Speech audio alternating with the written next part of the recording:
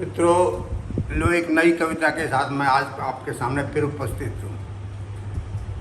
घरवाली बोली कि ये कविता विता छोड़ो और नेता बन जाओ।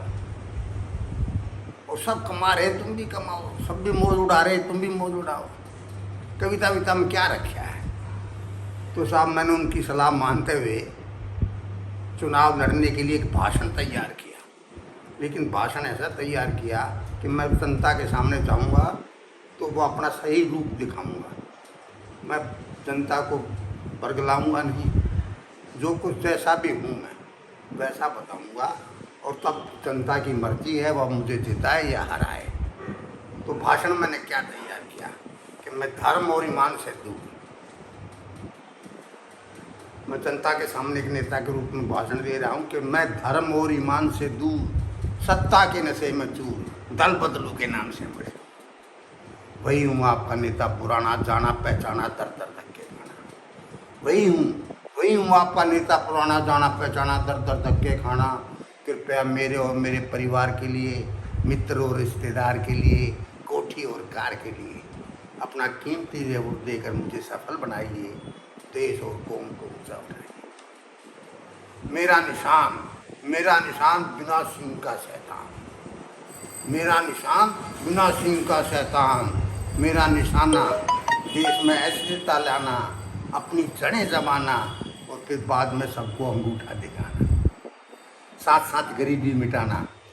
यदि गरीबी नहीं मिटा सका तो गरीब को मिटा दूंगा। जुर्मवार को जुर्म की सजा दूंगा।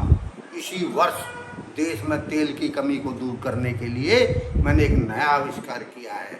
धरती में से तेल निकालने के बजाय जनता में से तेल निकालना शुरू कर दिया। खोज से पता लगा कि गरीबों में तेल का विशाल भंडार है।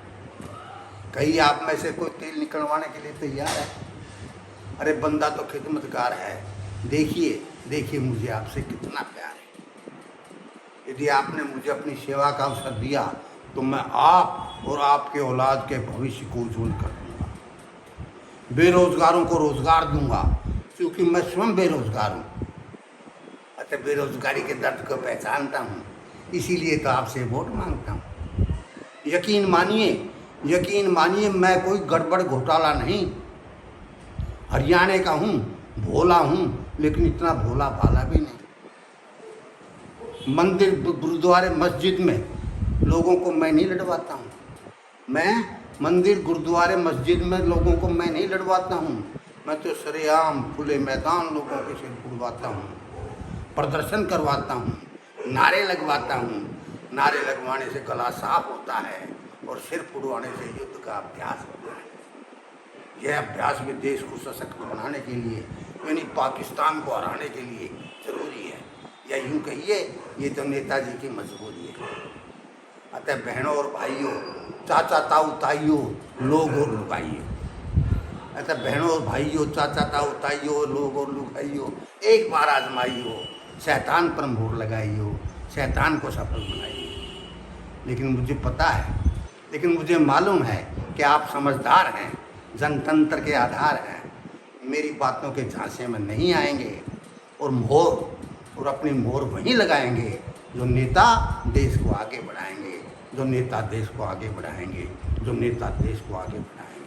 जय हिंद, जय भारत।